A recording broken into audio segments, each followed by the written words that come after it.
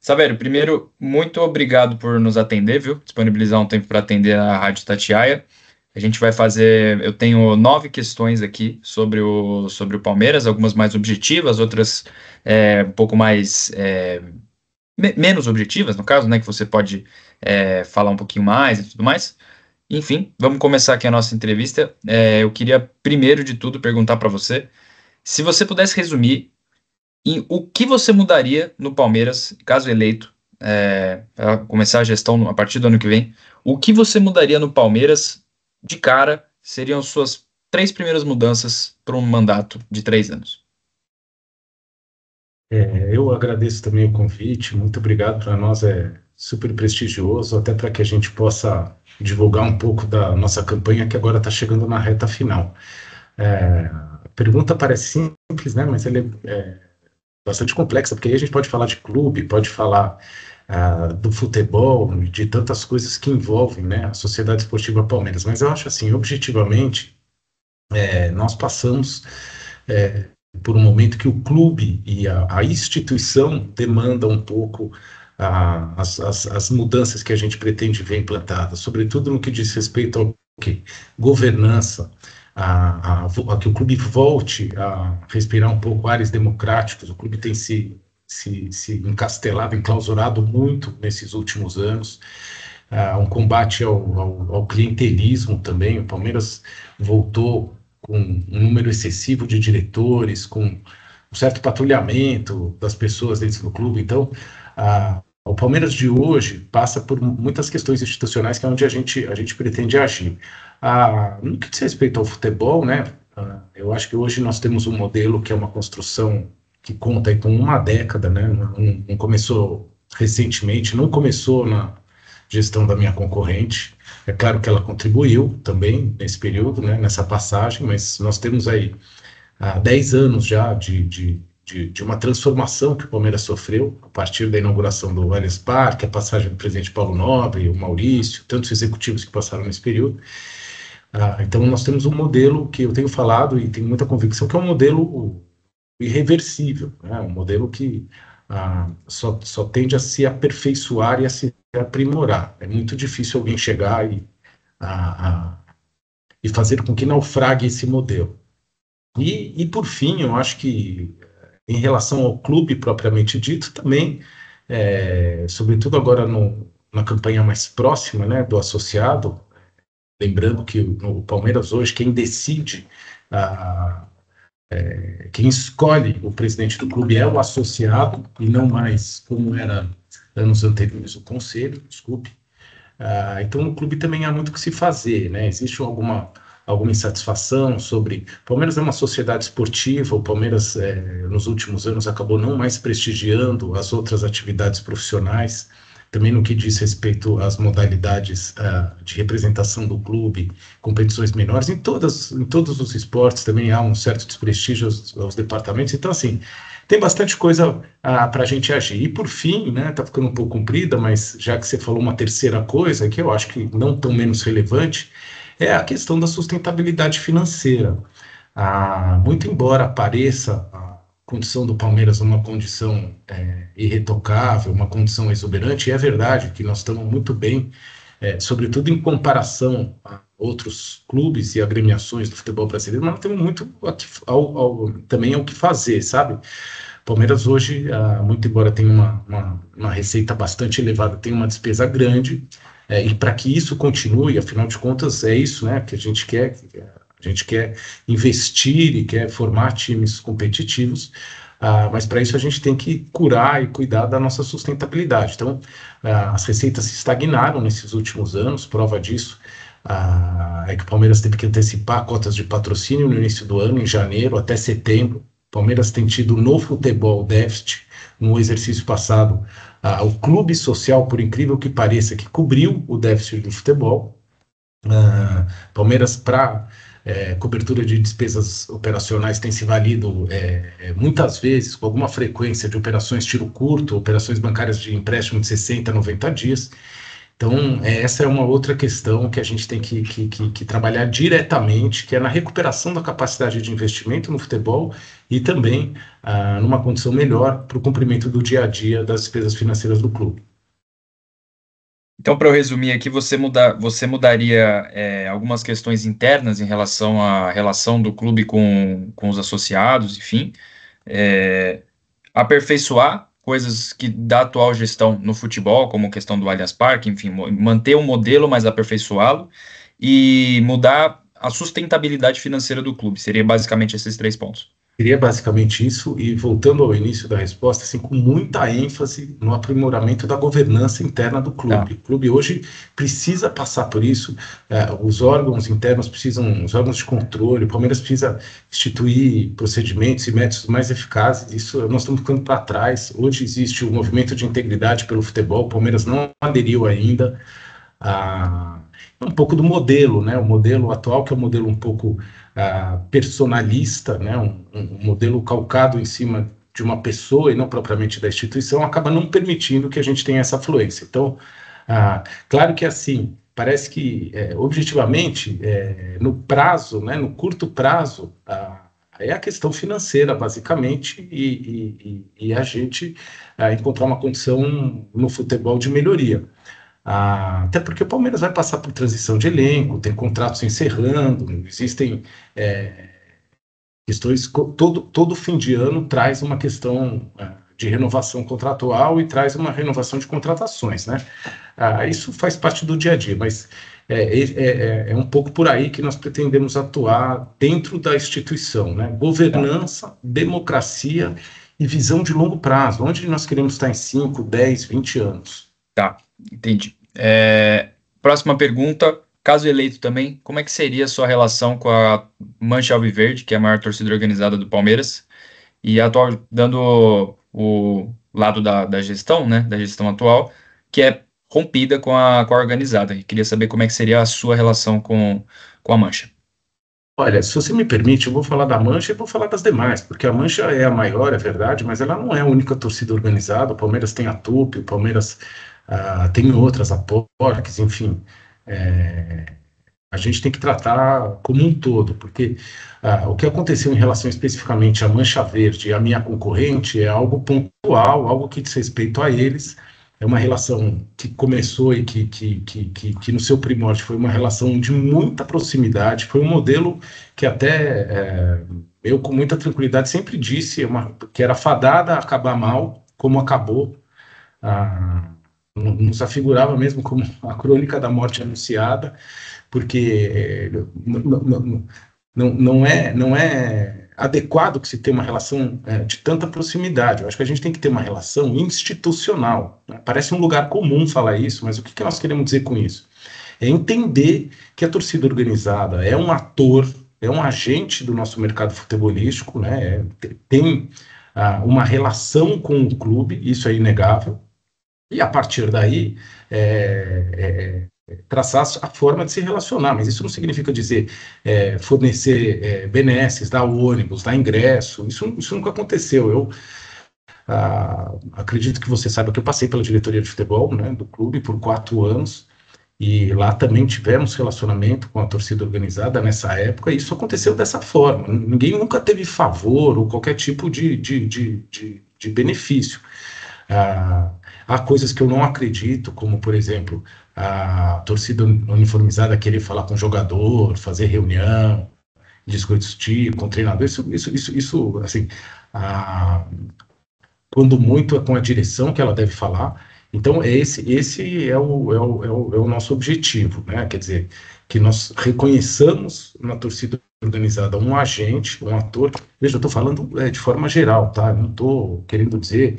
Aconteceu um episódio recente que se tornou um caso de polícia, que por si só é reprovável, é condenável. Isso, nós não estamos discutindo isso. Isso são coisas que acontecem e que o Estado está aí, através do poder de polícia, para resolver, né? Nós estamos falando da relação torcida e direção do clube, que é o objeto da sua pergunta. Então, é nessa condição que a gente quer andar, conhecendo, entendendo que ela existe, se relacionando institucionalmente, sem qualquer tipo de dependência, sem qualquer tipo de favor, com o diálogo, enquanto as condições e as circunstâncias permitirem. Se houver algum tipo, no curso do caminho, de inversão nas circunstâncias, leia-se, um ataque ao ônibus, um problema no aeroporto, uma invasão do centro de treinamento, aí não tem mais diálogo. Relação, então, institucional, não um rompimento completo, como é a atual gestão, uma relação institucional, mas sem benécias como ingressos, participação da... Citando a Mancha Verde, que foi objeto da minha pergunta, mas a sua resposta inclui a Mancha Verde e outras torcidas organizadas, né? E então seria uma relação em que elas não teriam uma abertura para conversar com jogadores, para ter esse tipo de contato, seria mais institucional mesmo, né? Isso. E partindo para a nossa próxima pergunta, então, a atual gestão mantém um lema, não sei se dá para dizer lema, mas uma atuação no mercado de transferências de que não contrataria jogadores por nome ou jogadores considerados de peso, enfim, há uma política de contratação definida que é seguida pelo menos nos últimos 3 anos. Eu queria saber qual a sua opinião sobre a atual política de contratação de jogadores do Palmeiras e como seria a sua política de contratação, caso eleito presidente do clube. Olha, nós temos que só dizer, antes de responder, que a atual política não atual desse ano, mas se você pegar do início do mandato da minha concorrente e do término do mandato do antecessor, muito embora ele tivesse um pouco de diferença em relação a esse conceito, mas o Palmeiras sofreu uma redução na sua capacidade de investimento muito grande nos últimos exercícios, né, até fruto da primeira resposta que eu te dei, que foi da redução das receitas e foi do aumento das despesas e do pagamento de algumas dívidas, especialmente a dívida que mantinha com a própria patrocinadora, né? Então, quando você tem uma capacidade de investimento reduzido, é natural também que você tenha que moldar a sua forma de fazer contratação, porque você não dispõe do recurso que você gostaria de ter. Agora, com relação ao que pensa, o que supostamente seria uma estratégia da atual direção, né? Eu digo supostamente porque muitas vezes é falado isso pela minha concorrente, mas eu não sei exatamente o que é o combinado internamente dentro do departamento de futebol. Essa é a parte que nos é externada. Não contrata medalhão, não contrata jogador de nome, não contrata jogador com uma idade tão elevada. Eu acho que essas máximas, na minha visão, a minha opinião, né, o futebol é muito opinativo, cada um tem a sua.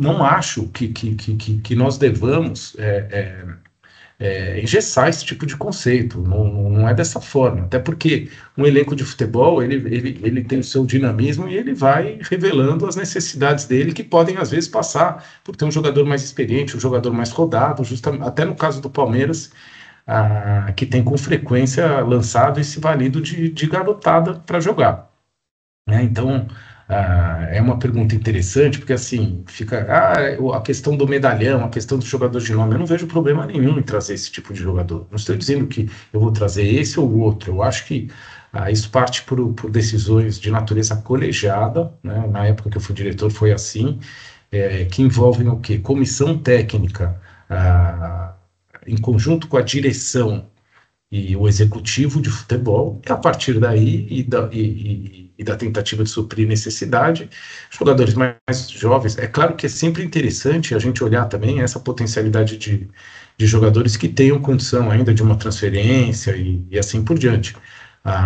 Mas não significa dizer que a gente não possa atuar e pensar ou ter a necessidade e efetivamente buscar jogadores mais rodados, mais velhos, que possam vir e contribuir com a experiência e com a parte esportiva. Meu microfone. Então você não iria se opor a contratar jogadores com uma idade mais avançada, mas também manteria o certo o estilo de contratações atual, de contratar também jogadores mais jovens para desenvolver, seria um pouco de uma mescla das duas coisas, né? É um misto, é isso mesmo, é um misto. Eu acho que de acordo com as circunstâncias. Um não exclui o outro, porque as circunstâncias que também nos demandam em determinados casos, sabe? Se você me permite, rapidamente, eu vou te dar um exemplo. Quando eu fui diretor de futebol, em 2010, nós identificamos, num determinado momento, que o Palmeiras precisava de uma liderança em campo, alguém com esse tipo de experiência, e fomos buscar o Marcos Assunção, que já estava aqui, já tinha feito toda uma carreira exitosa, né, no futebol europeu, e estava, né, na Itália, tinha voltado para o Brasil, jogando pelo Grêmio Barueri, fomos trazê-lo, ele já era um jogador de 30 e poucos anos na época. Certo. Então, acho que entra um pouco, acho não, entra um pouco na questão que você falou que o Palmeiras teria perdido um pouco a capacidade de investimento. Patrocínio Master. Você tentaria negociar para manter a Crefisa na camisa do Palmeiras, a Crefisa e a Fã? Sim ou não? E por quê? E quanto você e sua equipe de marketing, de finanças, estimam que a camisa do Palmeiras vale? Por quanto dá para conseguir um patrocínio Master? Olha, eu não teria problema nenhum em manter ou ter relacionamento comercial com a Crefisa, tá? É importante ficar claro no atual patrocinadora, não tem problema nenhum. A questão só realmente é revisitar as bases contratuais. Nós, nesse período de campanha, desde o primeiro semestre, através do grupo mais ligado às finanças, né, da nossa campanha, ah, vemos assim uma defasagem em relação ao contrato da atual patrocinadora, porque, vamos lá, o contrato atual de patrocínio, ele não sofre reajustamento de valores nos últimos 5 anos. Né? Já vinha assim no Maurício, o contrato foi renovado nas mesmas condições e sem previsão de reajuste, tá? Reajuste não é incremento contratual, não é aumentar o valor, olha, era 80, foi para 90 no primeiro ano, no segundo ano para 95, não é isso. É simplesmente aplicar alguma correção para recompor o valor do dinheiro, né? Mal comparando a história da locação, o sujeito tem um imóvel alugado, a cada 12 meses esse contrato é reajustado, aplica o índice e o contrato, isso não aconteceu. Se você fizer a soma nesses exercícios, sem reajuste, com essa defasagem, a gente alcança um número da ordem de 100 milhões, que é um valor bastante elevado. A gente tem uma projeção que a camisa do Palmeiras, numa outra modelagem, porque assim, isso é importante dizer também, e aí não é nenhum tipo de demérito à Crefisa, nem à Fã e as empresas da minha concorrente. Mas o modelo, na nossa visão, é um modelo que não se sustenta mais, que é o modelo da exclusividade, que foi o modelo que o Palmeiras contratou com ela ainda na gestão do presidente Paulo Nobre. Então nós não acreditamos nesse modelo, nós entendemos que a gente tem que abrir a camisa e os ativos, não só a camisa. A gente tem que entender que existem outros ativos, dependências do clube, painéis, o que não faltam são oportunidades de patrocínio. Hoje eles estão todos concentrados em cima de um único patrocinador. Esse modelo para nós não faz mais sentido. E nesse cenário, com a possibilidade de você ter outras receitas alternativas, a gente entende que consiga um número entre 140, 150 até 170, 180 milhões. Na somatória dos ativos, tá, Rafael? Tá. Isso fique claro. E só para também colocar, a atual negociação da atual gestão seria para acabar com a exclusividade também, e de acordo com a sua equipe, de acordo com o que vocês estimam, até 180 milhões de reais, considerando né, mais marcas entrando. Totalidade dos ativos, Sim. Isso, a totalidade, que vão além... de 140 a 180, né? Essa isso, faixa? Isso. Tá. E em relação a ligas no futebol brasileiro, no ano que vem vai acabar quer dizer, o contrato acaba agora, né, de transmissões de TV, estão sendo fechados, e tem 2 grupos maiores, né, a Liga Forte Futebol e a Libra. Você é a favor do Palmeiras fazer parte de qual delas e como você atuaria na direção dessas ligas, na negociação com os outros clubes, sendo presidente do Palmeiras? Olha, Rafael, que pergunta, também com bastante coisa para dizer, mas em primeiro lugar, eu não conheço efetivamente as negociações que foram feitas, seja com a Libra ou com a Liga Forte. É muito difícil a gente falar por hipótese, né? Eu, pessoalmente, não vejo a existência de uma liga, óbvio que não, e nem das 2 ligas, né? Que foram através das quais os clubes se agruparam. Eu vejo simplesmente, singelamente, 2 grupos de negociação de direitos econômicos de transmissão, ponto. Não posso dizer que são 2 ligas. A única coisa que se fala é da questão relacionada aos contratos de televisão. Isso por um lado, aí pessoalmente, tá? Antes de falar eu, presidente do Palmeiras, mas eu pessoalmente, para mim, Isso que aconteceu traz uma frustração enorme, gigantesca, porque o futebol brasileiro, sobretudo no momento que ele entra e sai da pandemia, ele se revela com um momento, na minha visão, mais uma vez, absolutamente disruptivo. Lei do mandante, a aprovação da lei da SAF, a discussão a respeito das ligas, a nova discussão sobre fair play que volta à tona, e tanta coisa, as apostas, enfim, e os dirigentes, a classe dirigente, na minha visão, mais uma vez, com a sua miopia, com a sua falta de coesão, com a sua falta de desprendimento, com absoluta falta de tenacidade, não conseguiu superar a discussão de mais-valia, o que é um absurdo, porque nós temos muita coisa para discutir para que nós tenhamos efetivamente uma liga. E aí eu entro no que eu diria para você que eu te respondo. Não sei qual liga que eu vou escolher, porque aí eu vou ver, sob o ponto de vista econômico, o que é melhor para o Palmeiras em termos de valor, de dinheiro e do que está sendo discutido, que é o único aspecto que está sendo levado em consideração. Porém, eu ia mais. Eu ia com o protagonismo que o Palmeiras tem, e é inegável, pela importância que o Palmeiras tem, e pelo pioneirismo que sempre mostrou ao longo dos anos, a fazer tudo o que estivesse ao meu alcance para tentar aglutinar essa classe e que a classe entendesse que tem que superar a discussão de mais-valia e sentar numa mesa. Não há necessidade de ter uma amizade, não há necessidade de conviverem socialmente, mas há a obrigatoriedade, ou, para melhor dizer, a imperiosidade de entenderem que tem um negócio e que devem curar por esse negócio, que devem ter estratégias para esse negócio, para revisitar o produto. Nosso produto é ruim, é muito ruim, ele poderia ser muito melhor. É para cuidar da transição geracional, que é um problema seríssimo. As gerações mais novas têm hoje uma série de outros interesses e podem não afluírem ao futebol da maneira que outras gerações afluíram. O que significa dizer um abalo na tua base consumidora daqui a uns anos. Você tem o pessoal mais velho indo embora, porque está entendendo que é muito difícil acompanhar a forma. Imagina o que acontecerá a partir do ano que vem com várias plataformas de transmissão e tudo que vai acontecer. A discussão sobre o fair play. A discussão sobre o fair play, ela envolve não só o letramento no assunto, mas mecanismos de controle. Quem é que vai exercer, quem vai controlar, quem vai fiscalizar. Então, assim, eu vejo, lamentavelmente, que a gente está muito longe de ter o que é uma liga.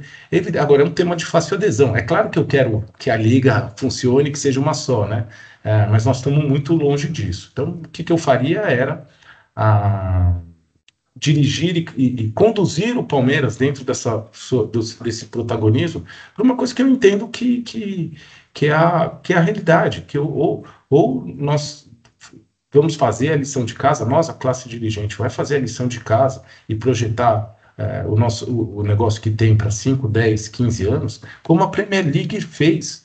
Ela nasce do relatório Taylor, ela nasce de uma desgraça. É isso que nós temos que fazer agora. Então, não sabe qual escolher entre as duas por não ter o conhecimento mais profundo sobre os modelos de negociação que estão sendo feitos, né, entre a Liga Forte e a Libra. Desculpa, você me permite, eu posso ter talvez te confundido. Não é que eu não sei, não, eu sei sim. Hoje que eu vou escolher é a que for o melhor negócio econômico para o Palmeiras, só isso. Porque não tem outra discussão, né? Esse nome Liga, ele nos confunde. Então, é um bloco de negociação de direito econômico. Qual que é o melhor? O que me pagar mais. Entendi. E a sua principal intenção, se assumisse a presidência do Palmeiras, seria tentar unir, de certa forma, os dois grupos para negociar uma série de coisas que vão além também do direito de transmissão. Exatamente, e pôr de pé um mercado futebolístico, um negócio, e pensar nesse negócio, como desenvolver esse negócio ao longo dos próximos anos. Entendi. E SAF, atuaria para o Palmeiras se tornar uma SAF? Olha, o Palmeiras, ele tem uma condição diferente para se tornar uma SAF, porque o estatuto dele prevê que para se transformar em uma sociedade, uma empresa, né, no caso agora com a lei da SAF, o Palmeiras só pode alienar 25% da participação. O que significa dizer que qualquer pessoa que quisesse, investidor que quisesse fazer um negócio com o Palmeiras, não teria a condição de ter o controle acionário, ou seja, não teria o poder decisório. Então é um modelo um pouco diferente. Eu pessoalmente, particularmente, acho que o Palmeiras hoje não está preparado para se tornar uma SAF. Ele não tem a maturidade suficiente, muito por conta, como eu disse, em resposta à sua primeira pergunta, pela deficiência dos mecanismos de governança do clube. O Palmeiras não tem canal de denúncia, o Palmeiras não tem política de transação com partes relacionadas, o Palmeiras não tem mapa de riscos, enfim, o Palmeiras está muito longe de se organizar como uma empresa que pudesse ser passível de se transformar numa sociedade anônima. Então, assim, tem muito o que fazer ainda. A SAF, de uma forma geral, né, porque você me perguntou além do Palmeiras, a SAF, de uma forma geral, eu acho o Instituto formidável, eu acho que ele trouxe uma alternativa muito importante para o futebol. É importante que fique claro, por outro lado, que ele não é a panaceia, que a SAF não é. A SAF é uma solução individualizada para cada clube, não é para o todo. Para muitos clubes ele tem funcionado muito bem, né, sobretudo porque a SAF pressupõe o quê? Aprimoramento da governança, mas também reequilibrar as dívidas do clube e ampliar a possibilidade de investimento. O Palmeiras, nesses dois quesitos, está mais ou menos tranquilo, dado que o seu passivo está equilibrado, o seu passivo é exigível a médio e longo prazo. O Palmeiras, na parte tributária, está muito bem organizado. Basta lembrar que, em 2016, o Palmeiras foi o único time que não aderiu ao Profut, né, dos grandes clubes brasileiros. Então, a parte da dívida está muito bem resolvida. A dívida maior era com a própria patrocinadora e está para se encerrar agora. No que diz respeito à questão do investimento, é lógico que é sempre bom, mas o Palmeiras tem fundamentos econômicos muito bons, então ele tem que, na verdade, incrementar os seus fundamentos econômicos. É um pouco o que a gente falou agora há pouco também, aumentar a receita de patrocínio, e aí vai, né? O sócio-torcedor que vem sempre crescendo, entre outras coisas. Então, essa é a nossa visão sobre a SAF. Agora, para finalizar, não é que o Palmeiras, por ter um modelo que hoje, por exemplo, não pudesse transferir controle, não seria um atrativo para investidores, porque se o investidor tiver o objetivo de perenizar o vínculo, a relação, a parceria com a marca Palmeiras, né? A gente vê um pouco o exemplo do Bayern, né? O Bayern de Munique não tem nenhum clube que tem, nenhum dos sócios do Bayern detém controle. Todos eles também estão limitados percentualmente. Quem tem o poder decisório é o próprio clube. Então é uma modelagem interessante também, que pode muito bem funcionar, né? E vai acontecer naturalmente, isso também o Palmeiras tem que ficar atento, ainda que nós não desejemos que isso ocorra, essa transformação, pelo menos se eu for eleito, mas o mercado vai procurar, é natural que seja assim. Nós tivemos uma primeira onda que envolveu os clubes que tinham dívidas, que tiveram que fazer as suas transformações por conta da dívida, sem valuation nem nada. Tivemos uma segunda leva com outros clubes e clubes com não tanta potencialidade de receita se estruturando, e é natural que haja daqui a pouco uma terceira onda, onde os investidores irão procurar os clubes faltantes, na maior parte dos casos, esse com potencial enorme de receita, e aí vão costurar soluções específicas para cada um. Então você acha que o modelo da SAF implementado no Brasil é um modelo interessante, mas que, assumindo o mandato, não atuaria para o Palmeiras se tornar uma SAF, até porque pesou essa questão do Palmeiras não poder ter esse controle total dos possíveis acionistas. Não, mais pelo Palmeiras não ter ainda E também o Palmeiras não estar estruturado. Pelo Palmeiras não ter maturidade em termos de governança para poder fazer uma operação de SAF. Porque para você fazer uma operação de SAF numa condição dessa, você tem que estar muito bem acabado para despertar, além da atratividade, você conseguir se valorizar e ter uma condição maior, mais efetiva para poder fazer operação com o parceiro. E você atuaria para ser implementado o fair play financeiro no Brasil? Eu atuaria, mas assim, também com muito cuidado, é um tema de muito fácil adesão, né? Quem é contra o fair play? Agora, é muito importante ter duas definições. Primeira, quem vai fazer o controle, a fiscalização, né? Porque aparentemente no modelo atual seria a CBF. Será que a CBF tem interesse em fazer isso? A CBF é um ente político. Então esse é um grande ponto de sensibilidade. E o segundo, na minha visão, é a coexistência no mesmo ambiente de modelos diferentes. Então nós temos, por exemplo, Palmeiras, que é uma associação civil, uma associação esportiva ainda. Você tem sociedades anônimas do futebol. E você tem a figura dos multiclubes.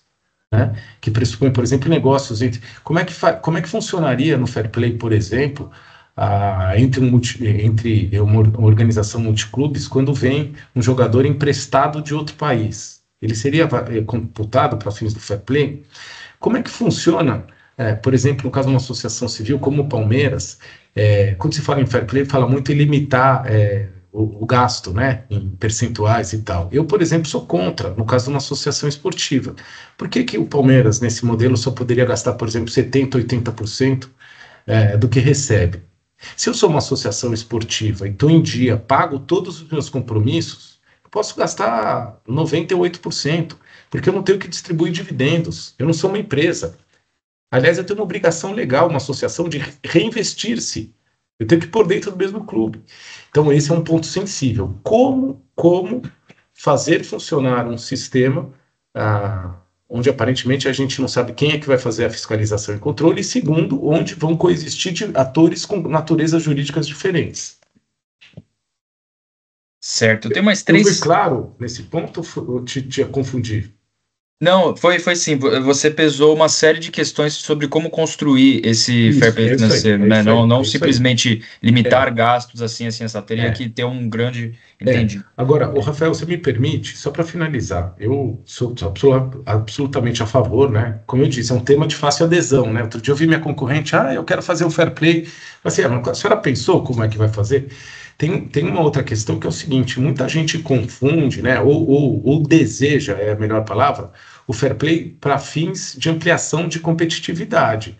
Nem sempre a gente vai atingir isso. O fair play, ele não vai nivelar clubes de tamanhos diferentes, tá? É difícil. Ele pode até contribuir, mas para uma maior competitividade, mas não é esse o foco. O foco é um foco financeiro sob o aspecto do cumprimento das suas obrigações. Na minha visão, esse é o modelo, a regra número um. Cara, o cara tem que pagar salário, o cara tem que pagar os jogadores que ele comprou parcelado, ele tem que cumprir todos os compromissos dele, né? Então ele tem esse viés maior, Entendi. financeiro. E tem mais três perguntas aqui. Vamos lá. Você mudaria alguma coisa na relação do Palmeiras com a W Torre? Como é que seria a gestão do Savério em relação ao Allianz Parque?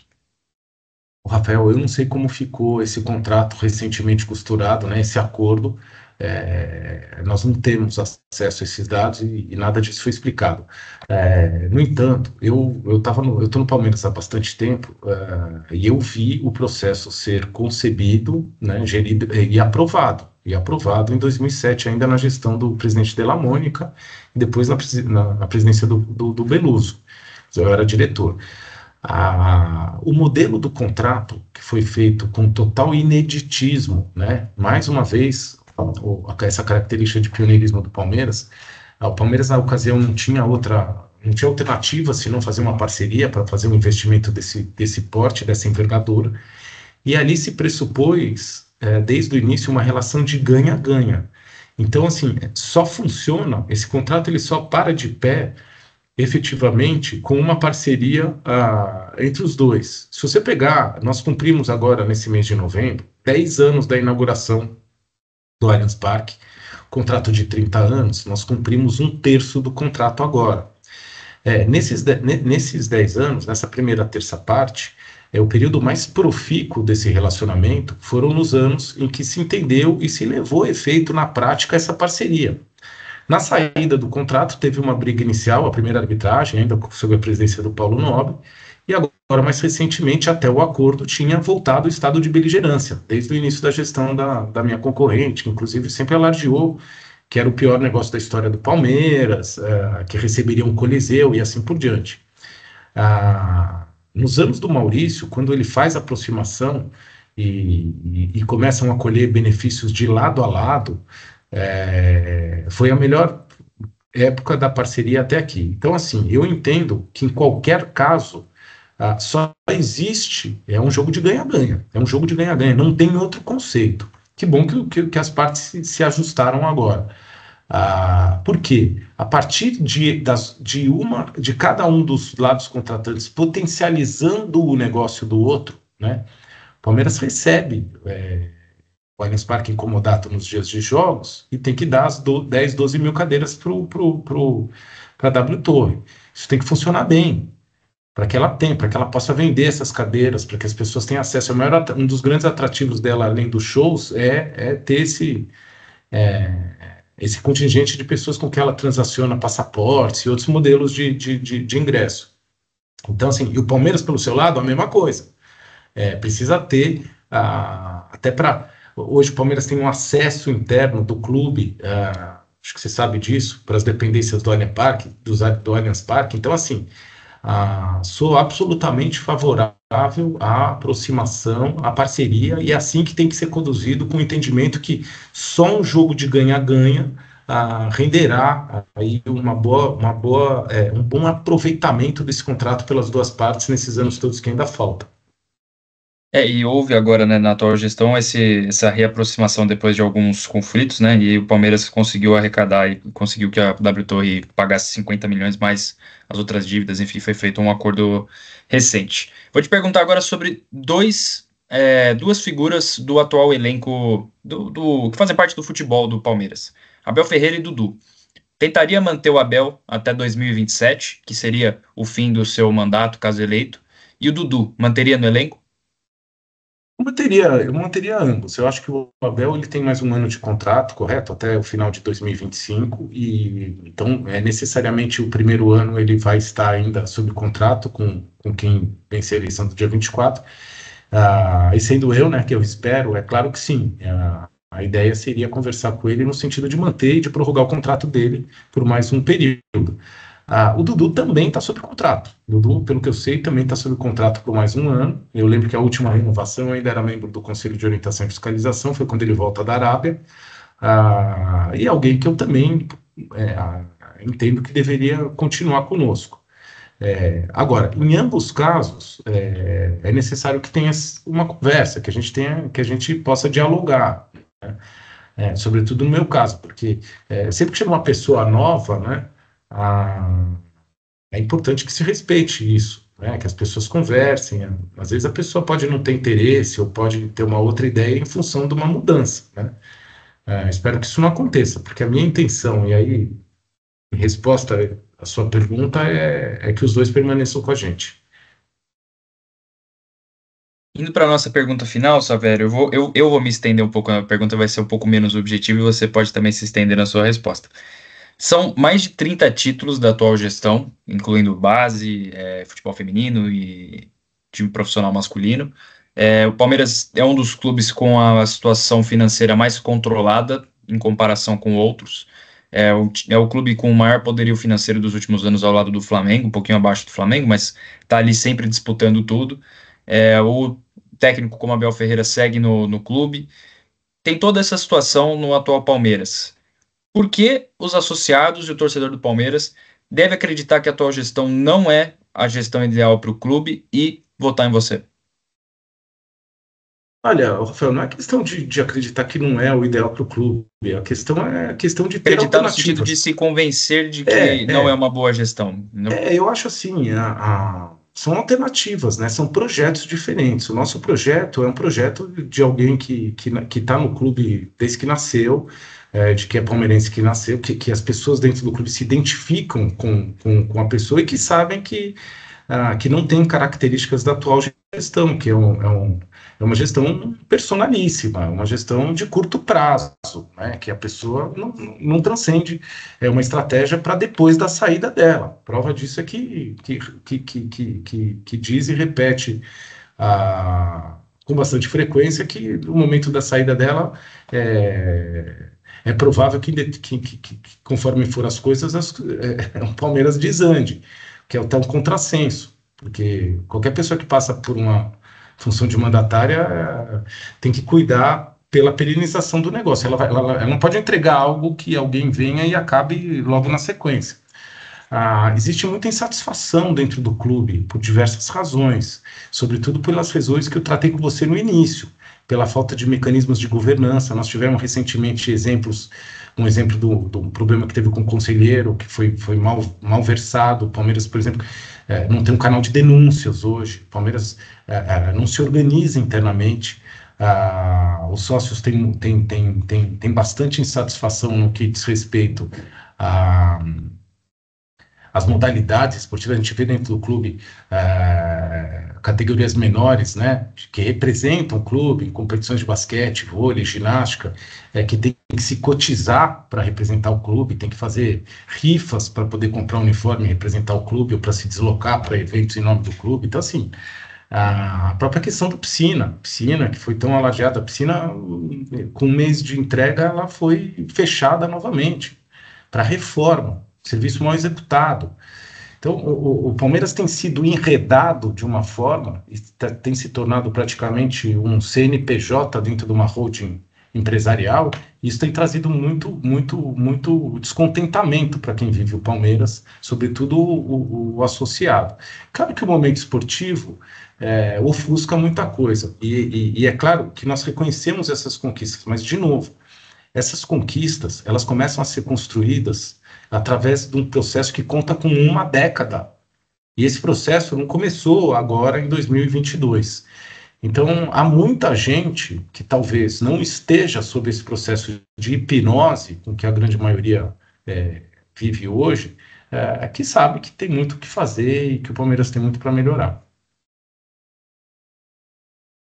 Só para fazer um resuminho da pergunta que eu te fiz anteriormente, você tentaria conversar com o Abel para ele ficar até 2027 e manteria o Dudu no elenco pelo menos até o final do contrato? Sim, sem dúvida nenhuma, Tá. Sem dúvida nenhuma. Só, de novo, só se tivesse alguma circunstância. Vê, amanhã sou eleito, chego lá e o jogador vem falar, eu não gostaria mais de ficar. Eu tenho que ter sensibilidade de entender isso, mas eu estou entendendo que a sua pergunta é direcionada a mim. Qual que é o meu objetivo como mandatário? Isso. Claro que sim, as duas manutenções, tá?